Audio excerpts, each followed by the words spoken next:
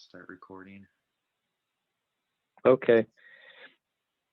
Thank you all for attending. We have Mr. Steve Miller here from Department of Energy, and I'll let you introduce yourself, explain first off what your formal role is, go from there.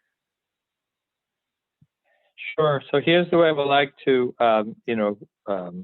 proceed with this. I'll talk for a while. I'll introduce myself. I'll give you a little background on what I do, how I came to where I am now, a little bit about the Department of Energy. Depending upon when other students join, I could talk a lot about it, but I don't want to preclude the opportunity for discussion and questions.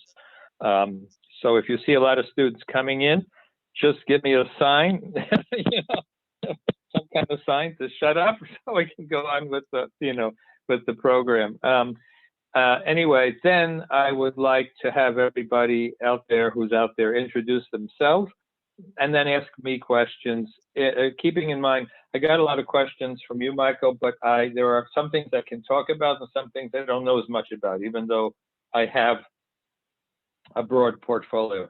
Well, again, I'm Steve Miller. I'm a Deputy Assistant General Counsel for Environment in the Department of Energy in Washington, D.C. I've been with the department for years, throughout my entire professional career. And before that, I started as an intern, as an honors intern in the Office of General Counsel, not of DOE, but of the agency, one of the agencies that preceded it.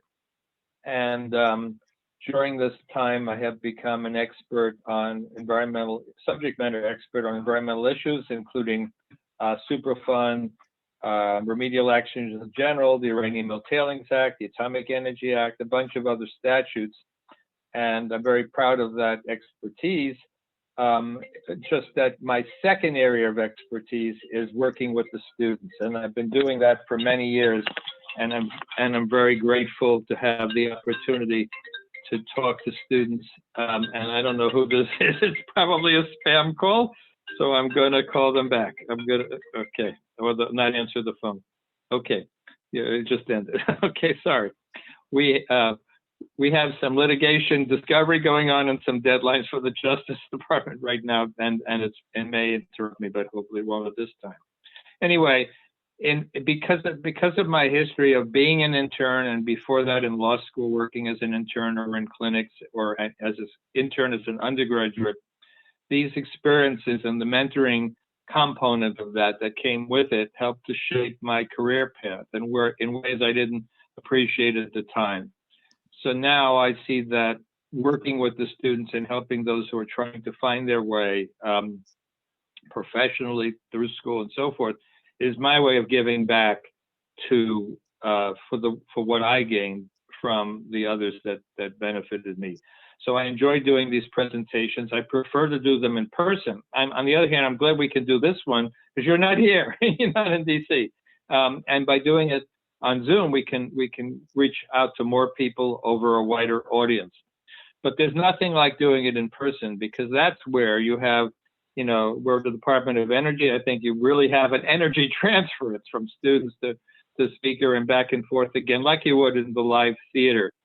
And in person, I'm able to talk to students on a one-on-one basis. I've been talking to groups as well, but on a one-on-one basis, I can look at your resume, give you some thoughts, answer questions that you might have about it, kind of steer you in the direction that you probably want to be going in, but just haven't maybe totally focused yourself on, or some of you might have, and give you some pointers about ideas for being flexible and looking at options when they come at you, even if it's not what you like to do.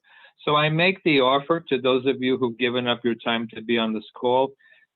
At the end, if you stay to the end, or I'll give it to Michael, he can give it to you. I'll give you my contact information, my email address, and my phone number, and you're welcome to reach out to me and arrange a time when we can have a one-on-one chat. I can't guarantee you when that will be because I'm still trying to work through students from some of these earlier presentations right now.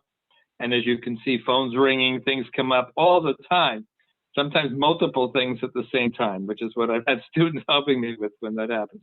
But I will do it. If you email me and you don't hear back, well, first of all, put in the email follow up, and so it doesn't look like spam. And then if you don't hear, write another email. Don't do it every minute. You promised me, and but periodically. And if it doesn't, you don't get a response that way, or if you have something urgent you want to talk about, then call me or leave a text message or a voicemail. And one way or the other way, we will follow up as best as I can to answer questions that you might have. So I'll tell you that at the end. So so the Department of Energy in general does a lot of things. It has a environmental management portfolio, which is what I'm working on now, the cleanup of the nation's radioactive and hazardous waste sites that we own that were contaminated mostly as a result of the nation's early atomic energy program. Some of which date back to the Manhattan Project. At a time when we were rushing to end World War II, we developed the first atomic bombs. It worked in that way, but later on, through the Cold War, there was a lot of secrecy, a lot of waste was generated.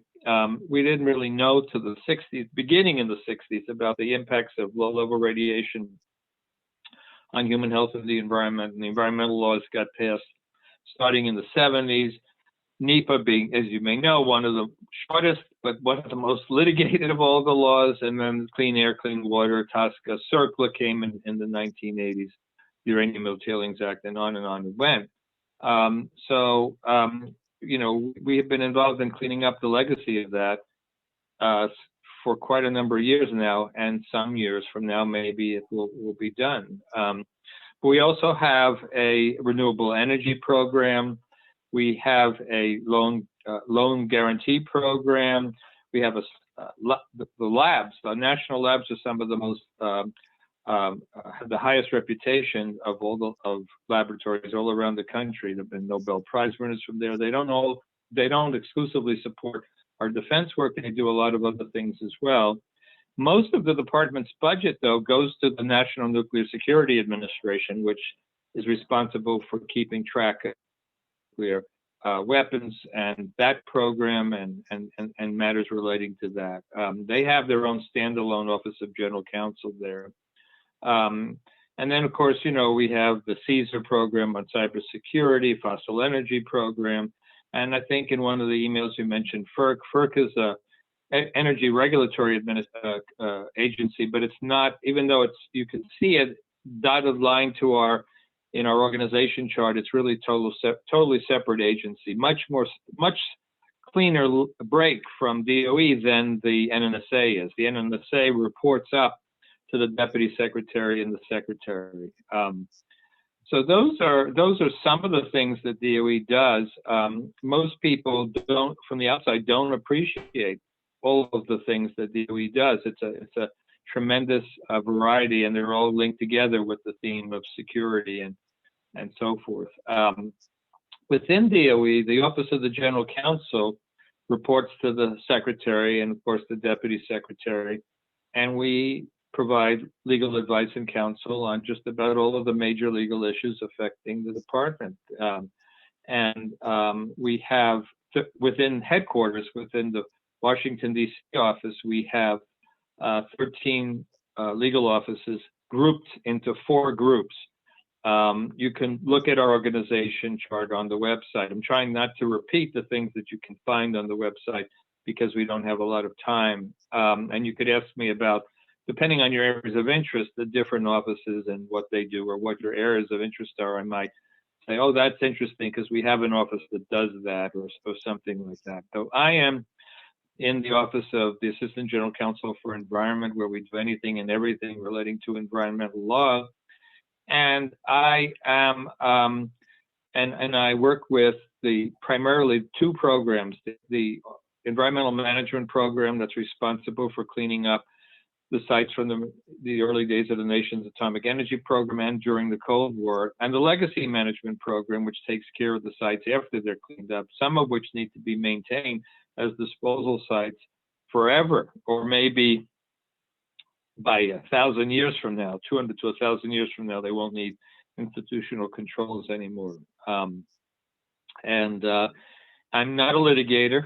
Although, as you can see from the phone ringing, I do provide advice and counsel to our litigation office within General Counsel. That's who I was talking to, Michael, and I had to get on the phone before, and the Department of Justice, who represent the department in court, but they also settle cases that don't get to court.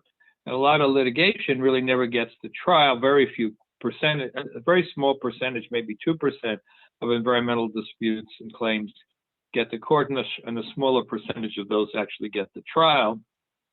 When they're not filed in court, then I handle the DOE role. I am the DOE point of contact. I work with the other offices and with the Department of Justice to help provide expertise and recommend the path forward.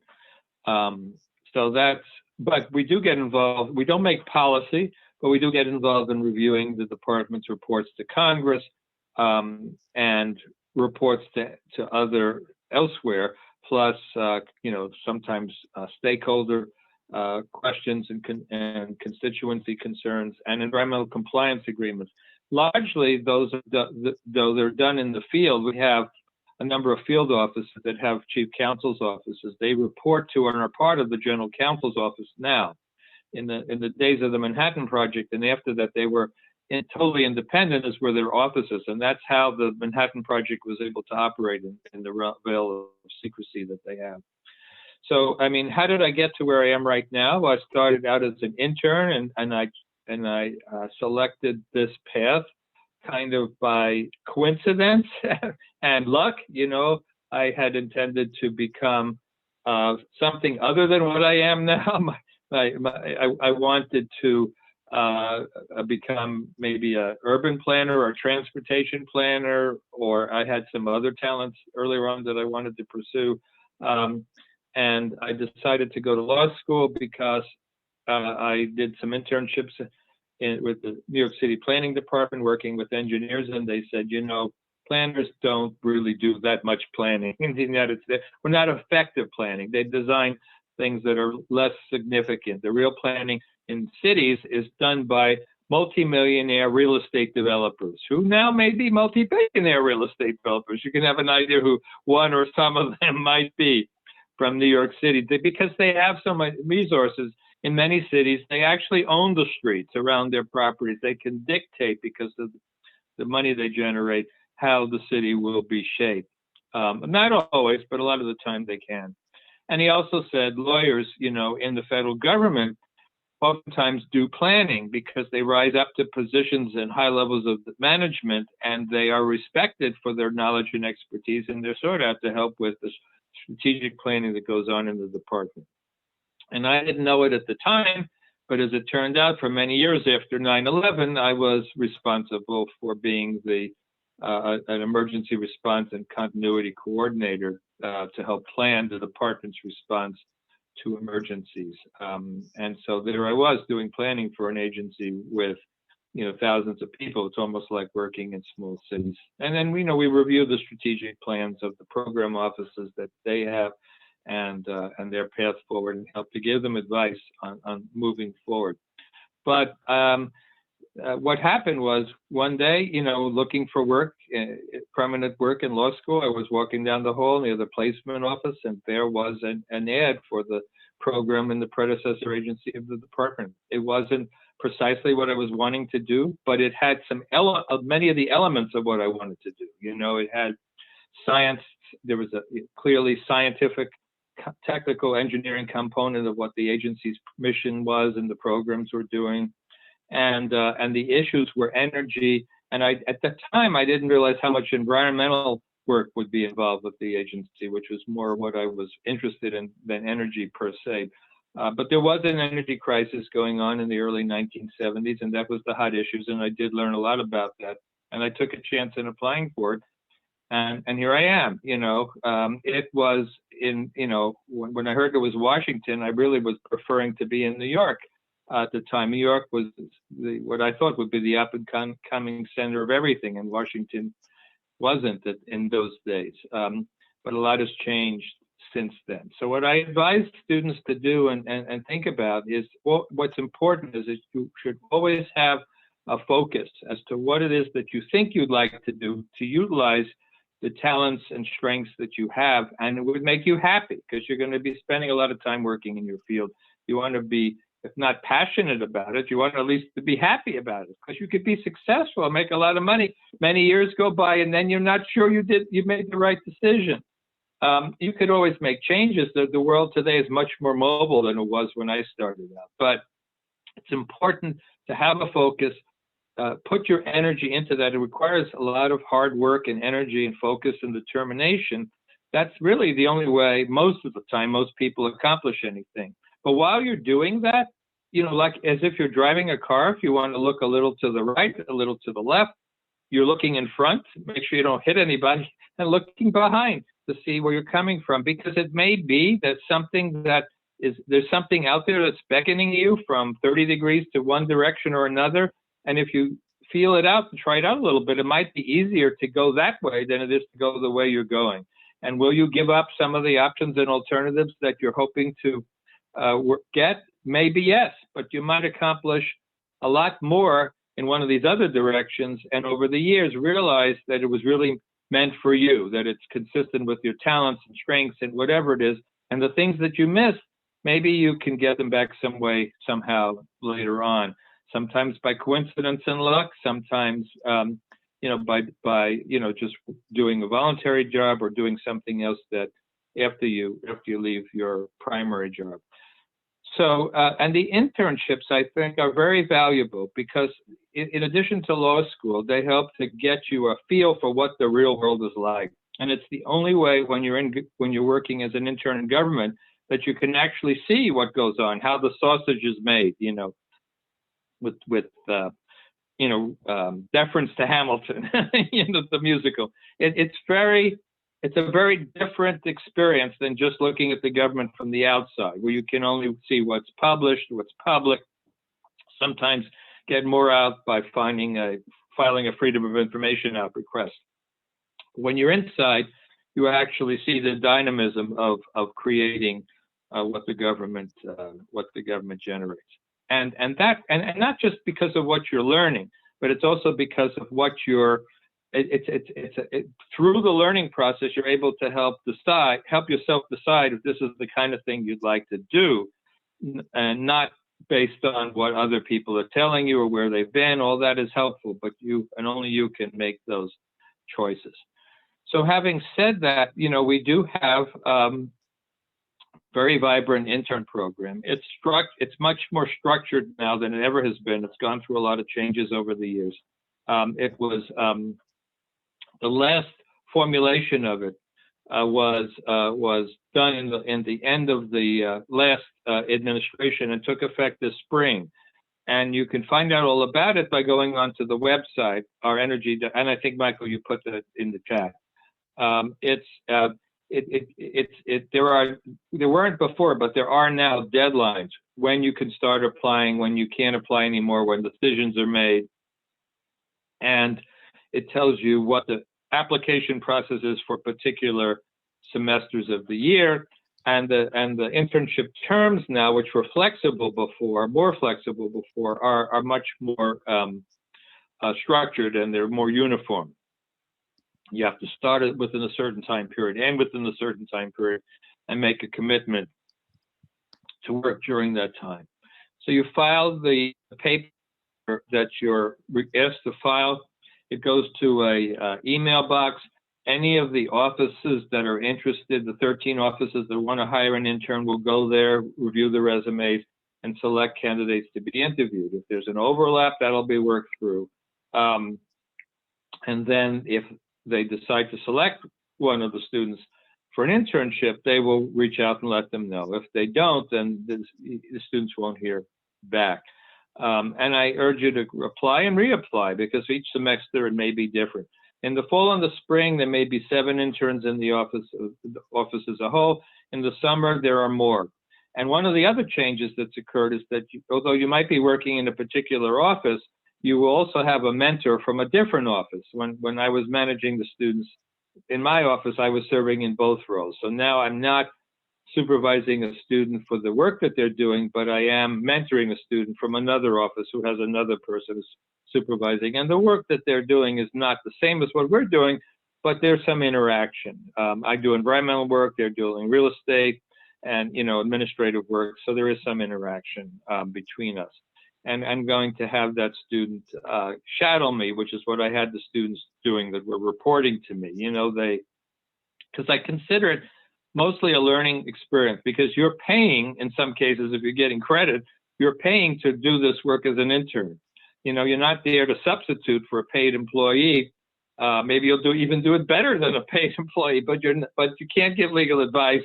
You're there to learn. We give you specific direction. You can probably do a fair amount of research fairly easily, but it's primarily a learning experience. So for me, the students would be shadowing me. They would attend every meeting or anything that I thought they could attend if they were interested, but they would have a fair amount of time to do writing and to do some research if they wanted to have a writing sample for school or for professional work or for some other purpose. And they would, but they would also, I would encourage them to be creative. If we have certain traditions and practices we've had for many years, I would explain that, but I would encourage them to be creative and innovative and challenge the convention and understand the framework in which we're operating, because we're not free radicals making up whatever we want to do. And if you have a course in government lawyering, you could learn about who is the client and what is the relationship, as an attorney working for the agency. But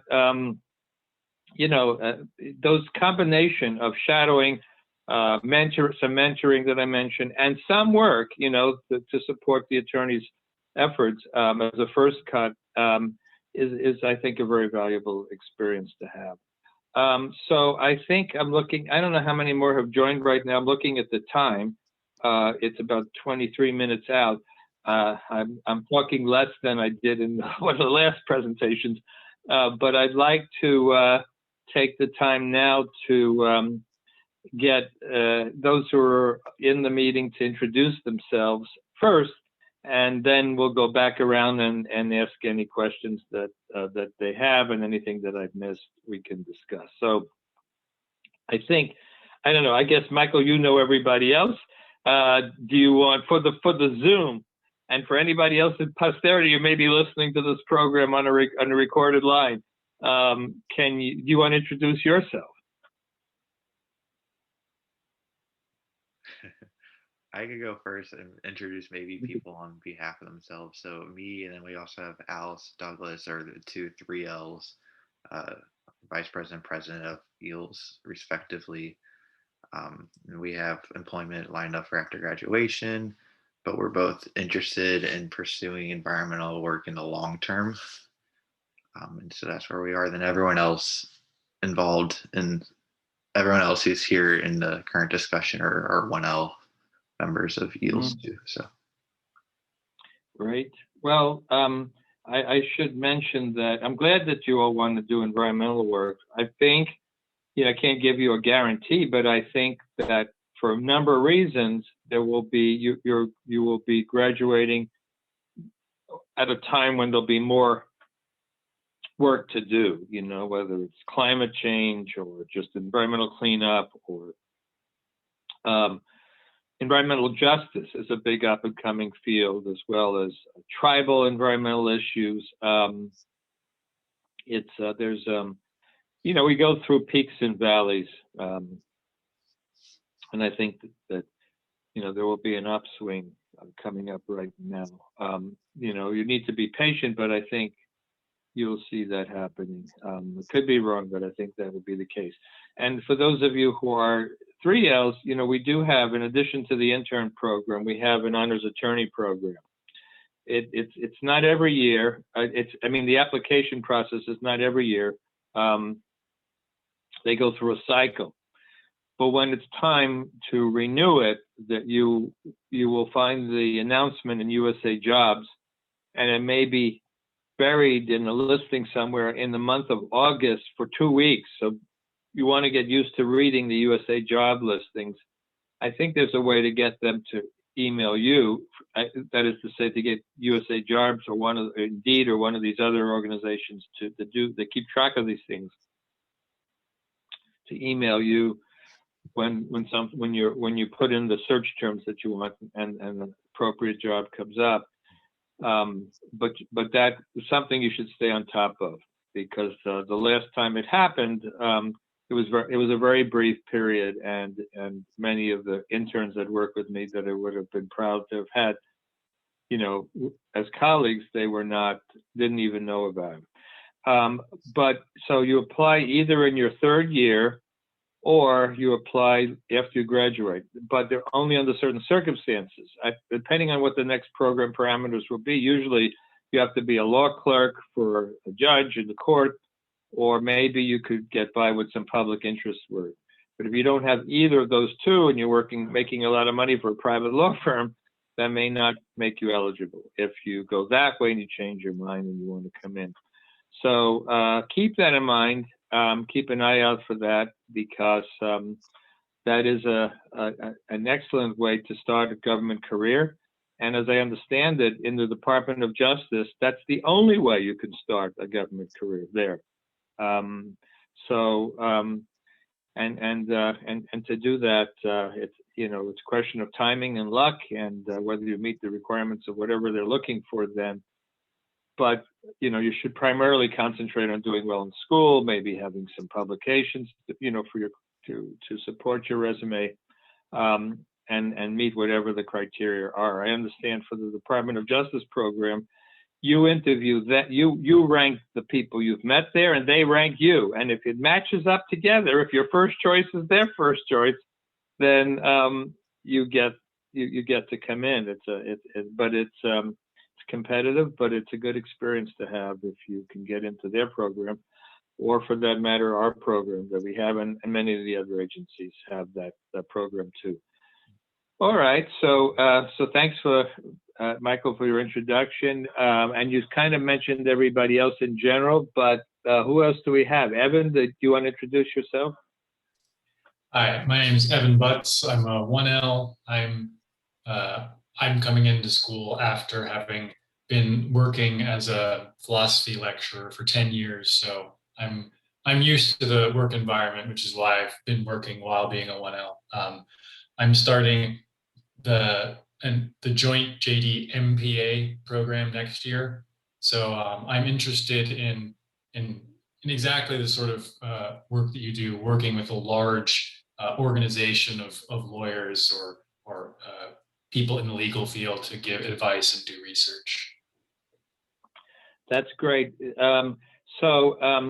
You mentioned, that you were doing something else before you came to law school. I'll just say something about that. Many of the students are doing that now. A lot of law students have been doing other things before they went on to law school. And I think that is helpful for those students, because the legal profession is still a little bit stratified. There are certain jobs you can progress to after you graduate law school, but not go back to, that you could have done, before law school. At least I don't think it's as easy to do that. So for example, if you were a paralegal before you went to law school, that actually is very helpful to prepare for the kind of skills you need in law school. But say you graduate law school and you want to turn around and become a paralegal again, I don't think law firms would think too kindly on that. In that way, it hasn't changed that much over time. So it's good that you've had some kind of experience. I've said this in the various programs I've been at. So then I get questions from some students that went directly from college to law school. Well, what about me? Am I going to be okay? Yes, of course you are. You have an age advantage. You have energy advantages. You have a lot of other.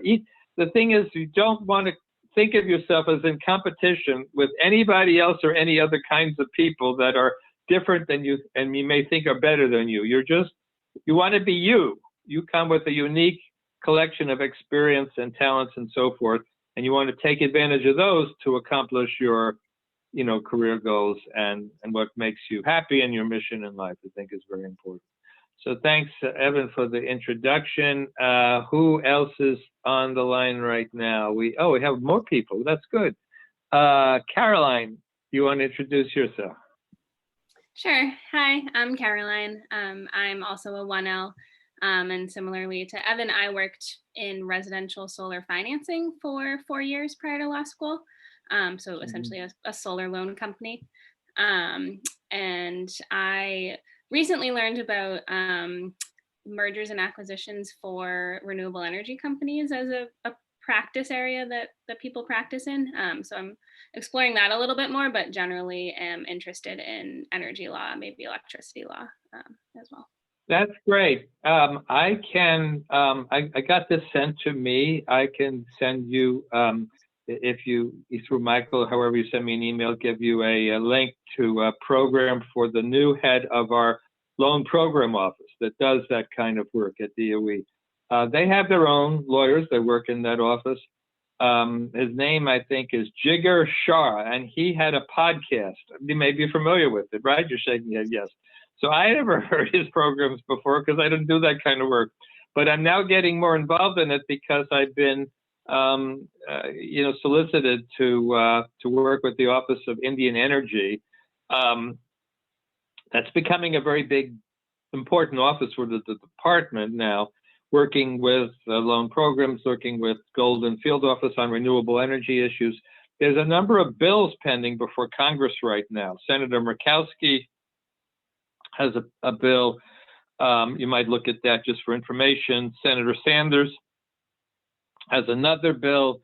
It's going to be definitely an up-and-coming area. Very exciting to hear that and to learn about the enthusiasm and the energy that Mr. Shah is bringing to that office. So we can talk offline more about that. I'm learning. You may have more experience in that field than I do, so I'm learning about it as we speak because I've been called upon to review, legislation or proposed legislation and do it in a hurry, like within one day. So I have to call and get everybody from all the different areas. The one good thing about working for DOE is we have so many experts who know more about some parts of what I need to know about than I do, and we could work collaboratively together.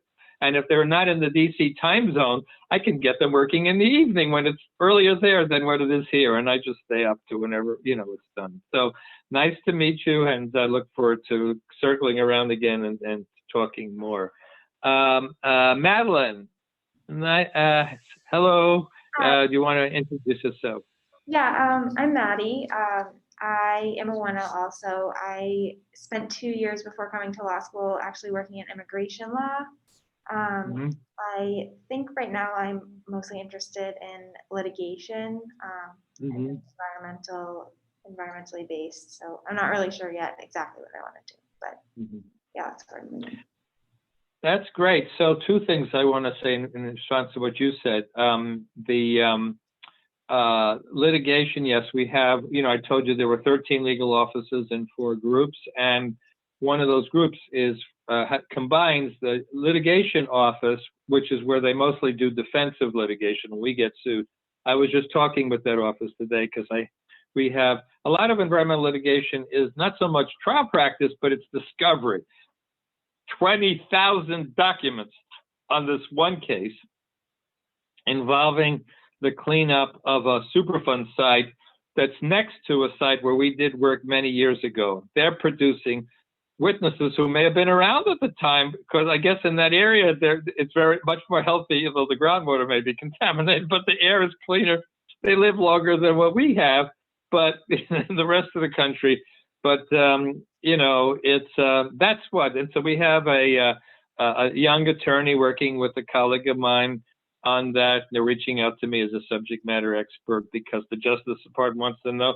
You got to have experts. They have people up there, and they're and we would say, anybody in this case is going to be 80 to 100. Well, they've got people like that. You got to find, or at least have people who are subject matter experts in the field, or they can bone up on the records and be able to speak to it.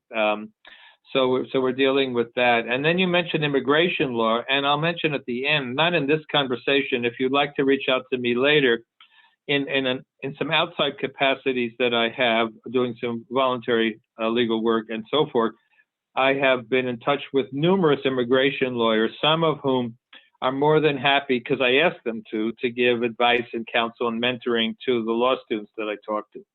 So if you're interested in meeting 1 or 2 of them, I would be happy to introduce them to you if you write to me, and we have a separate conversation about that, because as much as you're interested in litigation and environmental law, if you also have an interest in immigration law, I have to say, from what I know, that's another booming field of practice right now, and it shouldn't be ignored in whatever part of it that you happen to work in. So nice to meet you, and let's see who else we got. Alice, with the A. Do you want to hello, introduce Hello. yourself? Nice to meet you. I'm sorry, I'm joining from my phone, so I don't have the best quality video right now. But I'm a 3L. I'm president of the Environmental and Energy Law Society. So I work closely with Michael, and I will be clerking for a judge next year. But I am interested in environmental law, and yeah, I'm excited to hear more about your experience and just about environmental law in general. Great. So I'm glad you're clerking for a judge, as I mentioned, and I'm glad you're president of the Environmental Law Society. That does matter a lot. And as we'll talk here or separately offline, you know, there are also other opportunities out there too, if you're interested in doing, you know, honing in your leadership skills, because there are also professional bar associations that will take students as a student member and give you significantly reduced dues while you're a student, even to 1 year after you graduate. And you could take on roles there in the law student divisions or in the professional divisions, and really network and make contacts and actually start doing some writing with them and jumpstart your career, because networking and that kind of interaction, even as a student, is extremely invaluable. And a lot of students don't think of doing it or don't have the time. Now, because everything is on Zoom, if you join one of these groups, you can actually, since everything is on Zoom, you can participate in almost anything. As a member, you don't get the free food that you would if it was in person, but you can get the free webinars, and you don't even have to attend them.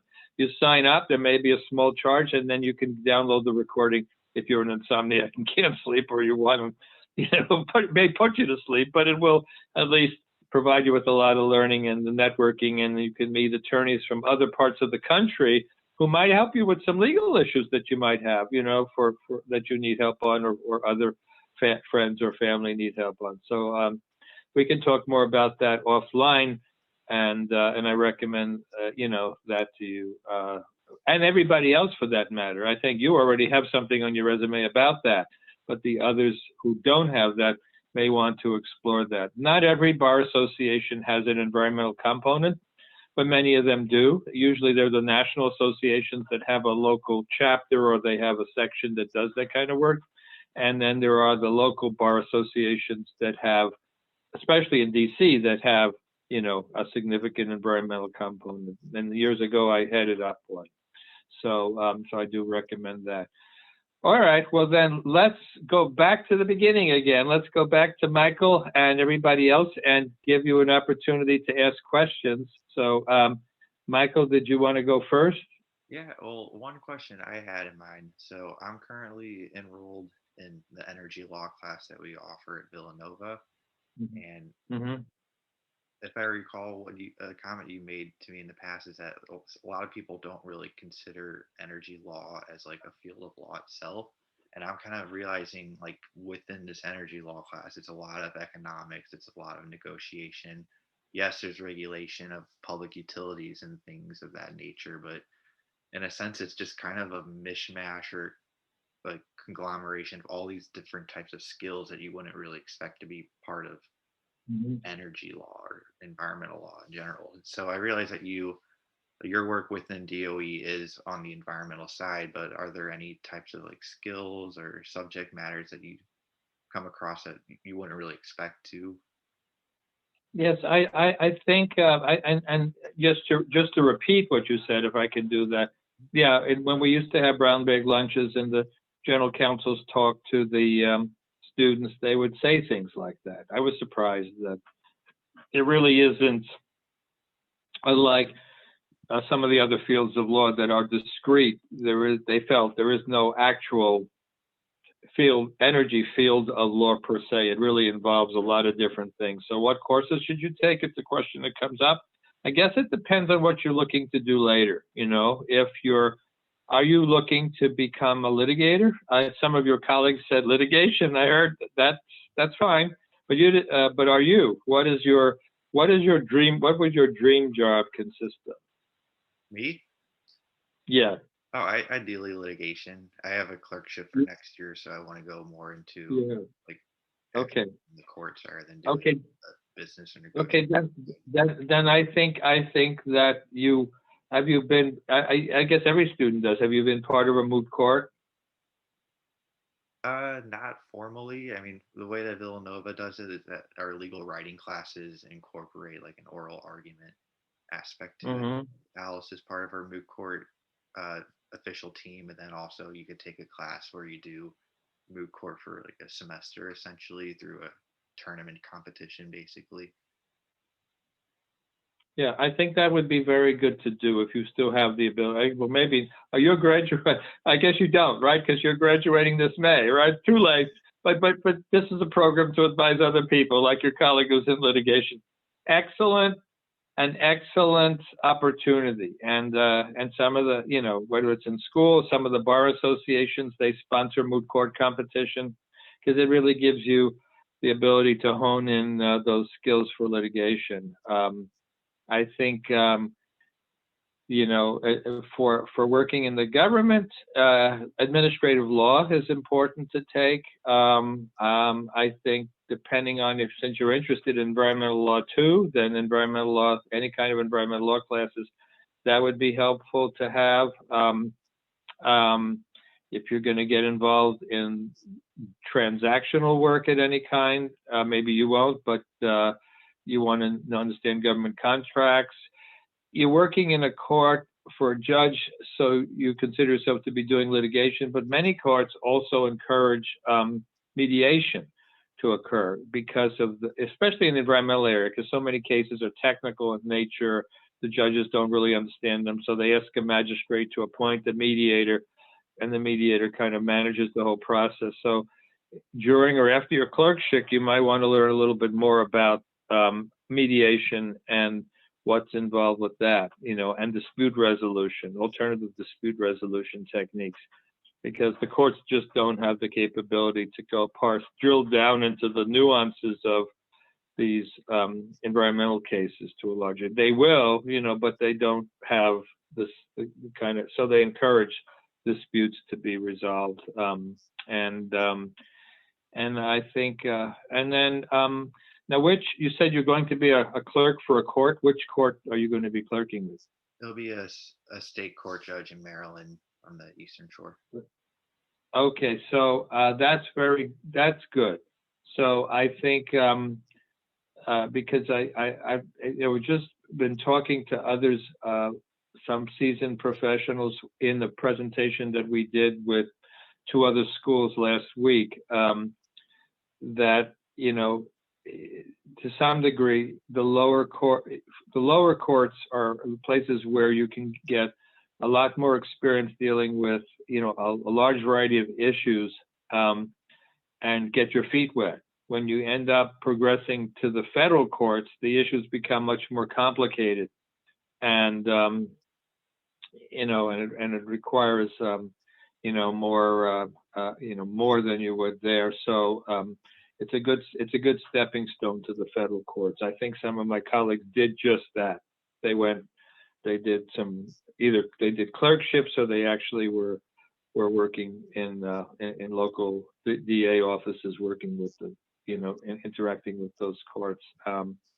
And so that I would encourage you to do. And then I think join the bar. You can. You can't take too many more classes. You can, I guess, if you graduate, but join a bar association or a similar group, and join their litigation sections. They tend to be because the bar associations have many of them, some of them, and the national ones, they have close relationships with the courts and the federal judges.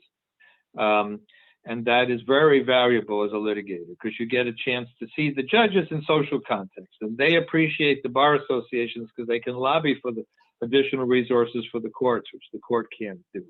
So depending on which part of the country you settle in, you might find yourself on luncheons and other seminars with with federal district court judges, which I have done. In fact, I'm doing one tomorrow. So it is, and if you want to know more about all of that, I can talk to you about it, separately at another time. But I think I wish you well, and you're on the right track with being involved with this group and organizing this program. That's the kind of thing that professional lawyers should be doing more of,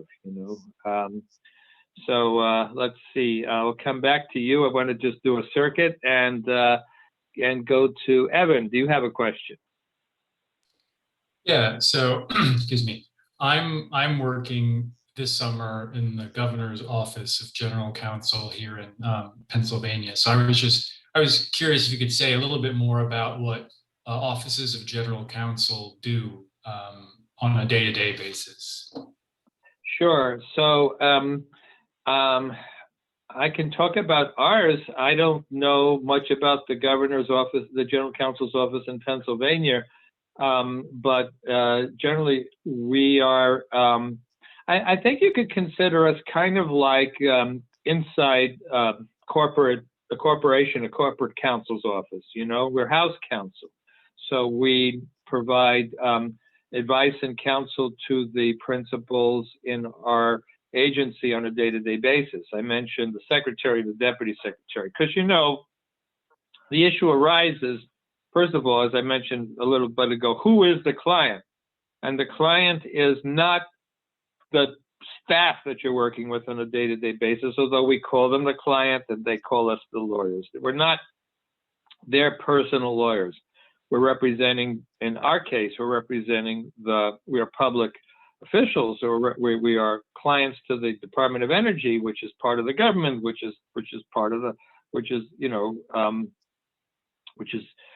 so we're representing, we're attorneys for, essentially, when it boils down to it, the public in a way through the elected officials who are the political appointees, who some of whom are confirmed by the Senate, some of whom are not. So we provide at a high level advice to them. We work with their underlings, some of whom are political too, not confirmed by the Senate, others of whom, the majority of which are career employees who work from one administration to another. And so we provide legal advice. We kind of glean what the clients want from the highest levels of folks working down through the program policies that they're making. We don't make policy, but we try to support the policy. If there's transactional work that needs to be done, we provide legal advice to that. So, for example, I mentioned the planning, which we're reviewing strategic plans, but we're also looking at, in our sites in Tennessee, we are stimulating economic development by transferring out some of the properties that we had that we used for the early days of the nation's atomic energy program, the gaseous diffusion plant. It's becoming the Heritage Center, which is going to become like a business park. So we're working on transferring that property out. To do that, there are federal requirements that apply. So the local councils are familiar with that. They know the details to the transfer, but then we have to review it, make sure that they comply with everything. So, for example, in our case, there's a federal law that you may know called CERCLA. It has a provision, Section 120H. Any federal property that's transferred out, we have to go through a whole process, whether it's contaminated or not. If it is, we have to do a covenant in the quitclaim deed that indicates that all the cleanup is done, and after it's done, we will be back if more needs to be done. And if it's not done yet, but it's a brownfield that can be used for limited use, we have a covenant deferral process. We go to EPA and the governor of the state to approve that, and then land use restrictions and access for us to do the work. So that's an example of transactional work. There may be tort claims that are filed against us that we have to process, litigation because we haven't complied with the environmental laws.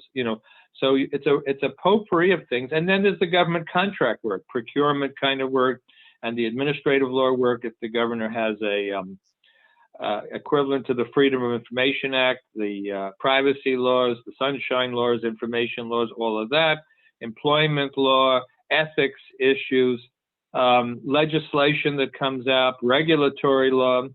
if it's anything like what we have, you'll have every one of these different components in different places within the general counsel's office, and you may be assigned to do one or the other or a combination of them. Do you know more about that? What you'd be doing? I know that I'll be assigned to the Office of the State Inspector General, but more than that, I don't know yet. Okay, so that brings up a whole separate subject. So the inspector generals they're usually independent of the general counsel. So you mentioned, you were asking about general counsel's office, but usually the inspector general is not part of general counsel. They may have their own general counsels. Maybe they have the lawyers working in with the inspector general are called, they have a general counsel's office. You're shaking your head, that might be it. But their role is different. Their role is to audit and oversee what the rest of the agency is doing. Everything from, financial audits to issues involving, criminal conduct or breaches of conduct or things like that. And from the outside, they're looking in. So it's a very good experience to have, because there are many federal attorney general's office, inspector general's offices. And once you have that experience, you can apply for a federal one and go from one agency to another. You may not know the substantive work of that agency, but you'll learn that because the skills you're developing are what you need to work in those offices. And I have colleagues and friends and neighbors and colleagues of mine who worked in those offices over their careers, and they were very happy doing that kind of work during the time that they did. They found their colleagues to be collegial and professional, and found the experience to be very rewarding. So congratulations about that. So I imagine within their general counsel's office, they probably do a mini version of a lot of the things that we do as a whole, but it's going to be probably more focused than what we have. But thanks for your question. Okay, next, let's see. We go to Caroline. You're next. Your question. Mr. Miller, pardon me for interrupting you. I just want to make note of the time. It's 7:25 right now. I'm free to continue past the hour, but I understand our attendants might have other commitments, but just want to. Oh, I'm okay until the phone starts ringing. And if others have to, that's what always I ask we have a monthly attorney calls with our field attorneys. The thing I ask at the beginning, does any of the rest of you who haven't asked a question have to leave within the next 5 minutes for any reason? If you do, you go first. If not, we'll go in order. Okay. If not, Caroline, you're next. Thank you, Michael. I appreciate the time check. So my question is a little bit more general. You mentioned sort of over time you became a subject matter expert, and then there's hundreds of other subject matter experts within the Department of Energy. I'm just curious sort of how that evolved, if you got to choose what you were an expert in, and a little bit more about that. Yeah, so did I get to choose? I don't think I got to choose, actually. I was assigned to work, well, of course, I was assigned to the environmental office, and initially I was given a lot of NEPA work to do. If you know about NEPA, the National Environmental Policy Act, it passed in 1970, enacted in 1970. President Nixon signed it into law. A lot of environmental litigation, very short law. We were getting our feet wet in that time. The Atomic Energy Commission, one of the predecessors of the department, had set precedents with Calvert Cliffs and some of the other cases that you probably read about, in your classes. And we were boning up to try to do a good job because we had some losses that had occurred as a result of those cases. And so my job was to review environmental impact statements and environmental assessments and critique them. And it can be a very tedious, time-consuming job to do that. And they were very grateful for what I was doing. But then the origins of the Superfund cleanup program were starting to take shape within the department. And one of the things that younger lawyers and law students oftentimes get involved in is something new. Certainly supporting something important, but also times, especially when you're coming in, something new that you can learn and develop and build up your career. And I think I mentioned that the Atomic Energy Commission had developed the atomic bomb. There was waste resulting from the processing of the materials. In the 1970s, and during the Nixon years, it became clear that there was a need to do something about the many sites out there that probably had contamination on them, maybe not all in the federal enclave. Because of the work that was done, the environmental studies were being done since the end of World War II, but it took 20, 30 years to realize whether there were impacts, health effects from low levels of radiation. Once they realized that in the 1960s, became clear that there was a problem out there. So the first legislation was passed to deal with uranium mill tailings in Grand Junction, Colorado. These were the tailings resulting from the processing of uranium for their source material, but the tailings were considered good building material for roads and other things, and they were used, the whole town was built on them. And then the Uranium Mill Tailings Act got passed in 1978. And Congress didn't want to deal with what they were thinking about. There were maybe hundreds of other sites. So the AEC started doing an inventory, and I got involved very early on with the outcome of that inventory, trying to figure out if we needed to do legislation for these other sites, and also implementing the 1978 law that was passed to clean up uranium mill tailing sites, which we're still working with even now. The authority to do cleanup on the surface ended, but we're still dealing with the residual issues from that. And so by getting involved with that as an intern, working with under the supervision of the attorneys who were there, and because I had an environmental law background in law school through the internships and other courses that I took, I was able to progress much faster than I might have otherwise. And I stuck to it. I continued doing what I was doing. And over time, the program officers that I worked with gradually came to rely on me for advice on these new issues that we're developing. And one thing led to another. And then when the Superfund law was passed, it was a natural to give me that.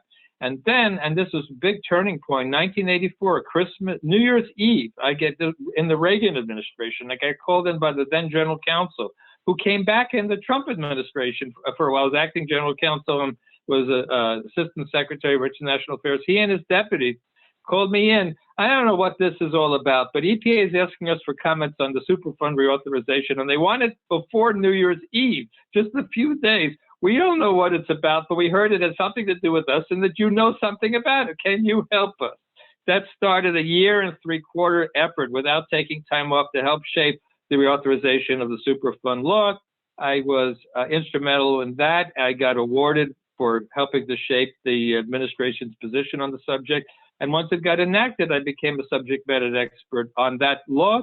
I wrote an article that became like a Bible for everybody looking to see how Superfund applied to radioactive materials, and speaking in different professional societies and what have you. And since then have been working on those two projects basically that mushroomed into all the department sites around the whole country for all those years. So that's the detail. The lesson for you is, I think what you want to do is you want to, first of all, you should be, like I said before, aiming to do something you really care about now, based on what you now know, something you'd love to do and you think you're good at, that you have some exposure to. Try the hardest you can to get into that particular niche. But if you cannot easily and you find yourself getting somewhere else that's close enough to it, what you want to do is try to collaborate, learn as much as you can, share as much as you can, work very hard, and especially if it's a new up-and-coming field, try to develop that. And then after that, it's a matter of luck. But a lot of it is networking. And if you get to meet people in the field that you're working in who you get along with and they like you, they can become your mentors, in fact, and they could actually promote you and help you grow, the people you're working with and also people near who are you with. And there's not a lot of time to get into more details about this. Maybe you think I've given you too many details that are not relevant to you, but let's continue that conversation, at another time, because it's advancing and getting what you want and getting something out of your career that's meaningful to you is a combination of a lot of different things. I've alluded to some of them, but I'd be happy to talk to you more about it and see if there are ways that I can suggest you pursue that can accomplish that, what you're looking for. Thank you. Let's see, Madeline, Maddie, I think you're next. Yeah, I was just wondering how you would recommend to people who know that they're kind of interested in environmental law, but don't have the opportunity to take those classes yet because they're just 1Ls. How you would kind of recommend dipping your toes into reading cases about it. I've taken a look at the Clean Air Act and it's kind of scary. So Yeah. like about my way through it. I agree with you. So what I would suggest they do right now, it's a wonderful opportunity to do this because you can go out there and first of all, you can maybe they would allow you. I don't know if they allow you in your school, but in my school they allowed students if they wanted to try to they could drop in and audit other classes. Just if they professor just to sit in or listen to a little bit about it. You can talk to senior, more advanced students in class and in your higher grades and ask them about it. You can be involved in this group, this environmental group, and maybe the group can have speakers like you're having me talk, but have a lot of other speakers talk and learn about it. Target the speakers in the areas that you're interested in. And then, as I mentioned, you can join as a student member a professional bar association that has all these webinars in this field. There are 1 or 2 of them that are producing publications and programs like crazy that I know about. And offline, you can reach out to me separately from this discussion. We can have a separate discussion. But in the DC area where I am, there are 30 voluntary bars, and some of them are focused on affinity issues. They're ethnic or racial oriented, but some of them are program oriented and fields. And there are some that do environmental work as part of a national bar effort. Where you are, they're there also. So I suggest you look into that because if they're able to do there what they're able to do here, and some of them are national, then you just sign up for all these webinars that might interest you. And a lot of them are recorded. So sign up for them, pay a small amount if you can, and then bookmark them and listen to them later in your spare time, even if you only have a few seconds to do that. And yes, it's daunting. That's actually a very good sign because that tells me that you recognize that it's a very challenging field and you've thought about it. But in that way, what you want to do, and I did study Clean Air Act in school. I haven't been doing much of the Clean Air Act ever since then.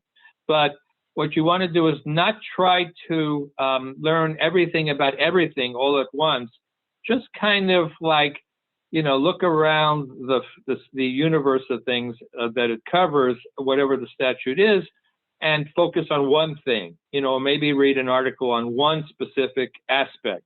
Right now, one of the hot fields that's developing, of course, there's climate change, but there's also environmental justice is a very hot area.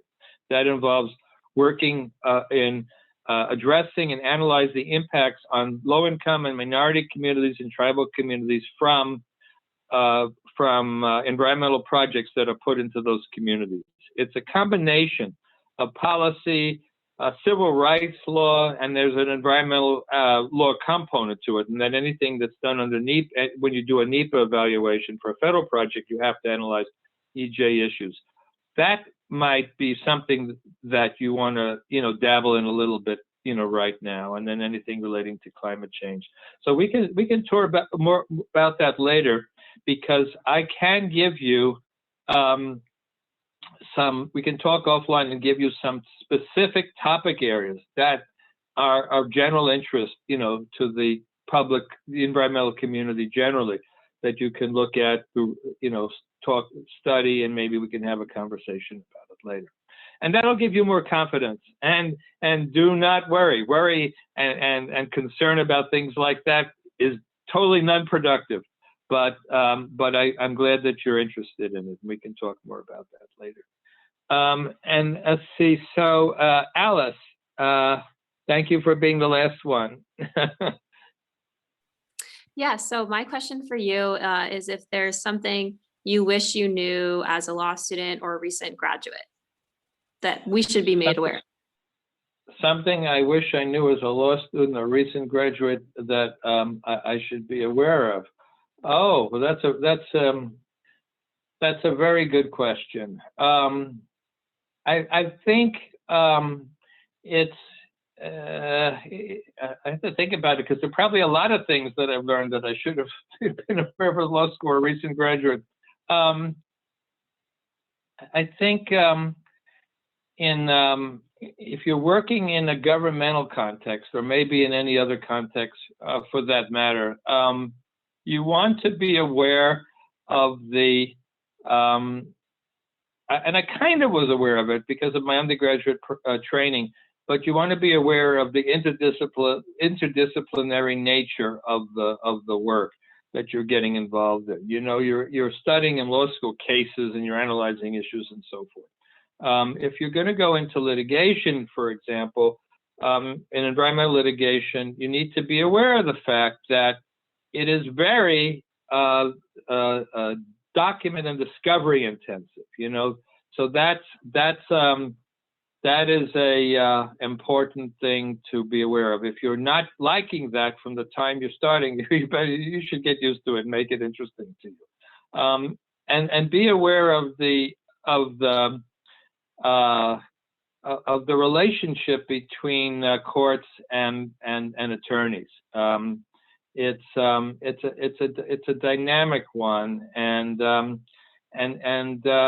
you know, I think you know, many trial lawyers are frustrated actors and they kind of like to do that kind of thing, but others don't realize what it's going to involve until they actually get into it. But the thing that I've learned about also is the interdisciplinary aspects of working with a variety of professions and a variety of disciplines in a multidisciplinary context. So if you're in a governmental context, for example, the projects you're working on, the issues that are coming up, they're part legal, but they're part scientific, they're part policy, they're also part politics. And they all kind of interact with each other in different ways.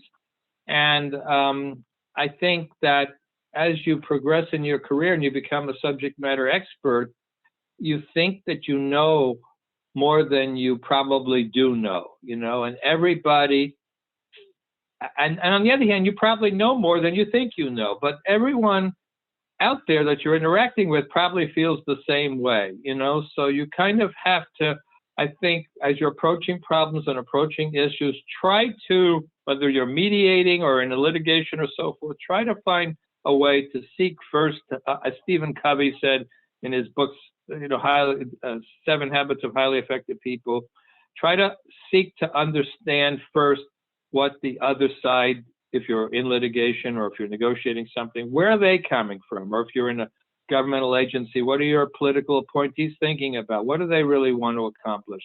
Before you try to impose your own views, you know, on them. If you're hot to trot, you think you know everything, that's wonderful, but you may not realize certain aspects of what you need to do that you haven't thought about before. And also, before you start to talk, if somebody asks you a question, and if they try to get you to answer, especially a yes or a no question, whether it's a boss or a professor, or the school now, maybe not as much there, but a boss or in the government or the court or whatever it is, take the time to think about the answer to the question before you answer it. Don't rush to answer the question right away, because if you look at interviews on the media, wherever you are, you'll notice that even experts in whatever field they're talking to, whoever they're talking to, there's always a gap, whether it's 30 seconds or whatnot. You want to be able to process questions and answers and requests in a way where you combine your knowledge, your hearing, and your emotional responses to that. And if you're writing emails, now we're in emails. Before, at the beginning of my career, there were no emails, which was cutting and pasting and letters and so forth. There's a lot less flexibility now in terms of time to formulate your thoughts in a careful way.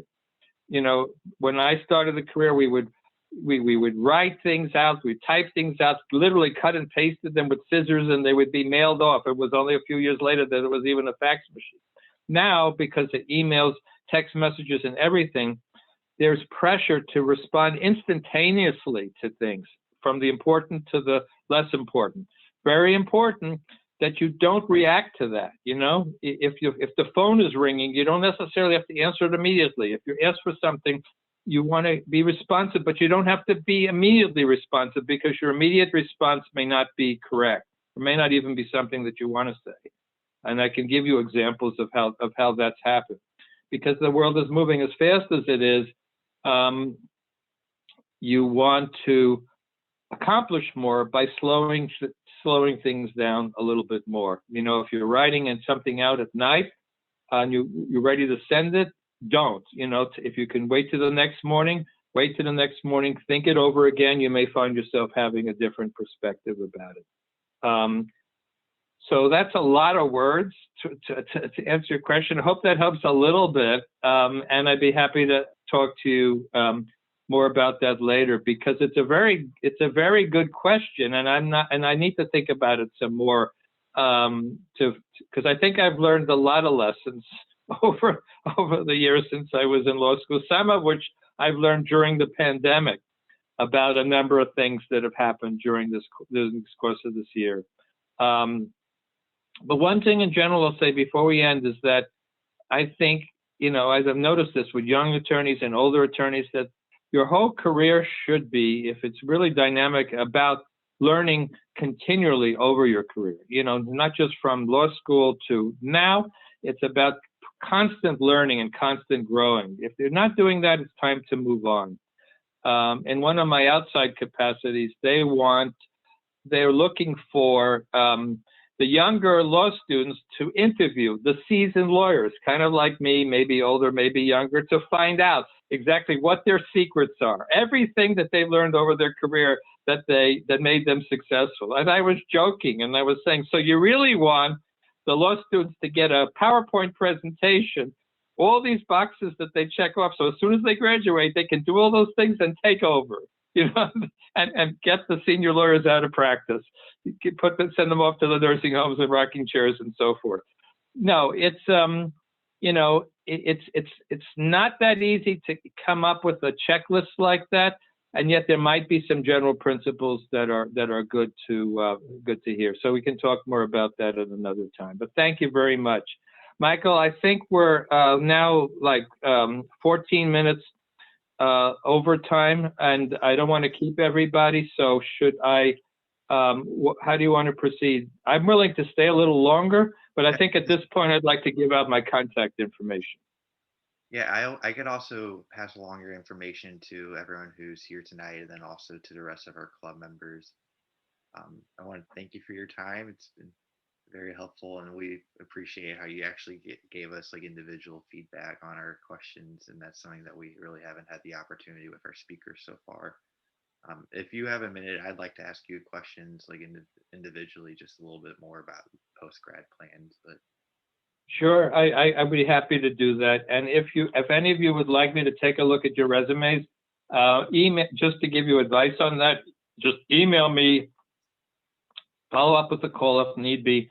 We can set up a time. If it's feasible, I would prefer to do it on Zoom, because there are PII issues potential. We don't have them. We haven't had that kind of problem recently, but you know, that would minimize that. And you can just show it to me, share the screen, and if you want to apply for the internships at my agency, you know, go to the website. You'll see the instructions on how to do that, and then for that purpose, you do want to send it in. But sure, thank you everybody else for your time. Feel free to follow up with me. Michael will send you the contact information. Best of luck in your careers, and I hope we stay in touch about things relating to anything you want to talk about. Some of which, you know, I've hinted at. We can if you email me, remind me about those things, and we can figure out a time and how we're going to talk about it. Thanks, guys.